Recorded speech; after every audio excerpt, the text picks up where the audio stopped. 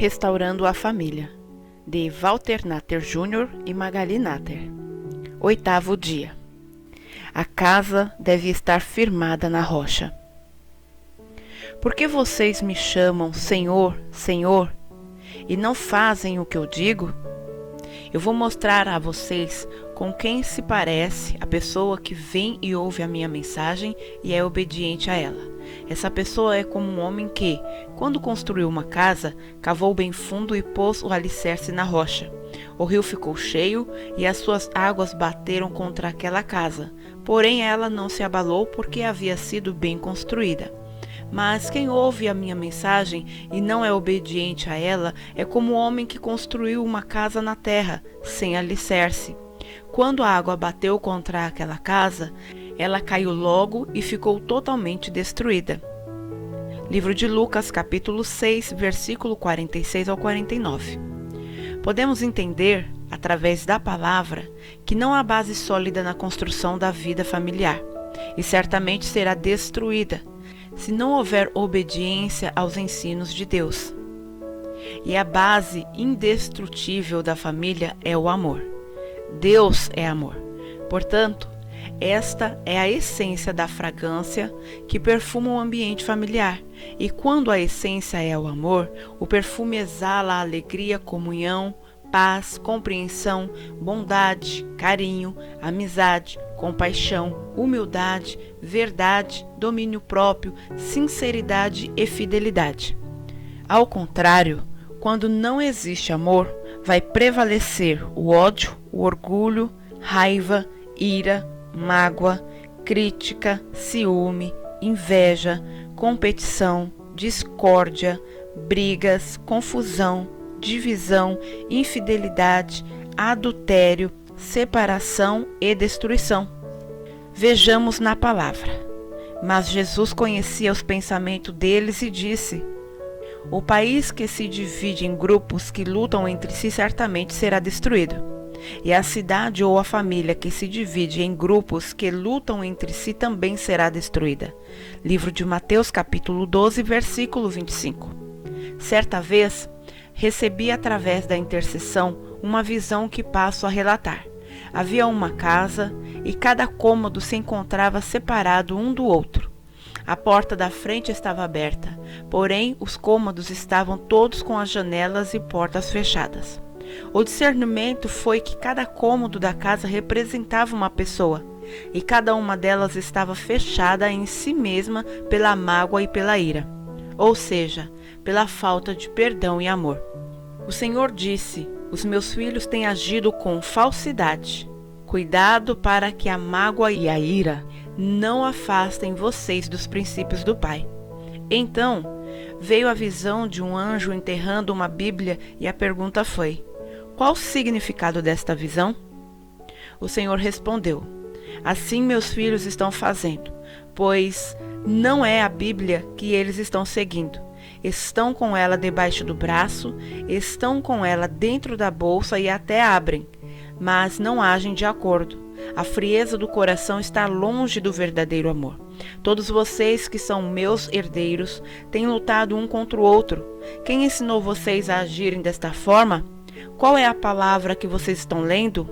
Não é assim que tenho dito para aqueles que realmente me ouvem e obedecem. Não está existindo entendimento e amor no coração, e sim soberba e orgulho.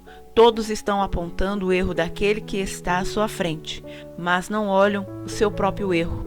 Vocês querem aproveitar a vida? Querem viver muito e ser felizes? Então procuram não dizer coisas más e não contem mentiras.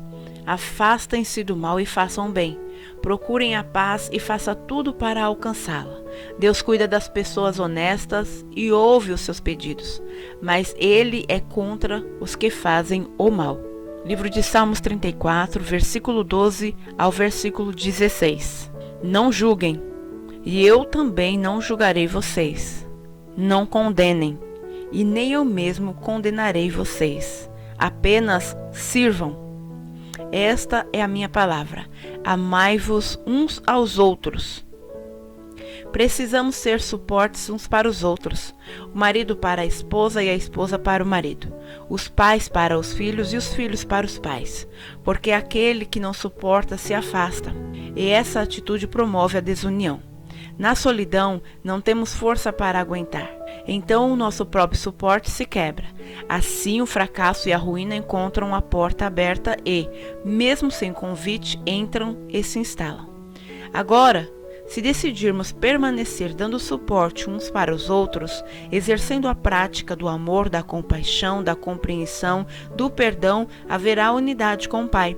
A divisão não irá acontecer, não existirá. A porta para a desgraça estará fechada, e assim a graça e o favor de Deus terão livre acesso ao coração da família. Vamos pensar juntos. Deus não nos fez a semelhança um do outro, mas sim a semelhança dele. Portanto, precisamos estar dispostos a aprender a conviver com as desigualdades. Somente desta forma viveremos em comunhão. Quando vivemos em um lar cristão, Jesus Cristo deve ser o centro e não eu egoísta, orgulhoso e manipulador. O Senhor como cabeça, dai-nos a direção e nós simplesmente seguimos os seus passos. Claro que, para obedecermos, haverá sempre os que concordam e os que discordam, porém a palavra é a direção. Lâmpada para os meus pés e luz para o meu caminho é a palavra de Deus. Livro de Salmos, 119, versículo 105. Não podemos nos esquecer de que nem mesmo Jesus agradou a todos, mas em todo o tempo ele manteve os seus pés firmes na obediência do Pai. E nós devemos manter os nossos pés firmes na rocha, que é Cristo. Vamos olhar para o nosso interior e entregar ao Pai todos os pensamentos, sentimentos e atitudes que nos afastam da comunhão, pois o Espírito Santo de Deus habita em nós e conhece cada detalhe da nossa vida. Se nos rendermos a Ele, então seremos transformados. Haverá cura, libertação e restauração. Muitas vezes, as nossas raízes familiares são o próprio obstáculo do nosso progresso no caminho da santidade. Aprendemos a usar as máscaras da religiosidade e permaneceremos na farsa de que não há motivos para buscar restauração em nosso lar. Buscando o significado da palavra raiz no dicionário, encontrei: órgão dos vegetais que fixa a planta no solo, absorvendo a água e sais minerais indispensáveis à sua existência. Princípio, origem. Cortar o mal pela raiz. Vínculo, elo, algo que prende. E, segundo o significado da palavra raiz, pergunto: qual é o território em que nossas raízes estão fixadas? Do que temos nos alimentado? Talvez a lama e a sujeira da iniquidade. Se a raiz absorver o que é ruim, a planta irá murchar, perdendo a força e até morrer. Então, vamos analisar. Qual é a nossa origem? Os nossos antepassados? Povos e cultura? Portugueses, italianos, índios, africanos, idólatras, feiticeiros, assassinos, adúlteros? A quem os nossos antepassados serviram? A quais ídolos construíram altares? Sexo, dinheiro, poder, o próprio eu? Qual é o vínculo que ainda nos aprisiona fora dos padrões de Deus? O mundo, a tradição, orgulho, medo, falta de perdão. Muitos de nós, agarrados em nossas próprias raízes, estamos afundando como em areia movediça, mas não largamos o que nos prende. E através dos ensinos errados, avessos à palavra, fortalezas foram construídas em nossa mente e coração. Hoje, enganados, acreditamos na mentira como única verdade. É necessário permitir a renovação da nossa mente através da palavra que diz: portanto, meus irmãos, por causa da grande misericórdia divina, peço que vocês se ofereçam completamente a Deus como um sacrifício vivo, dedicado ao serviço e agradável a Ele. Esta é a verdadeira adoração que vocês devem oferecer a Deus. Não vivam como vivem as pessoas deste mundo, mas deixe que Deus nos transforme por meio de uma completa mudança da mente de vocês. Assim, vocês conhecerão a vontade de Deus, isto é, aquilo que é bom, perfeito e agradável a Ele. Livro de Romanos, capítulo 12, versículo 1 ao 2. O Pai está nos chamando. Filhos, deixe a acomodação de vocês. Levantem-se e lutem até o fim, sem medo, sem competição, sem falsidade, mas com entrega verdadeira.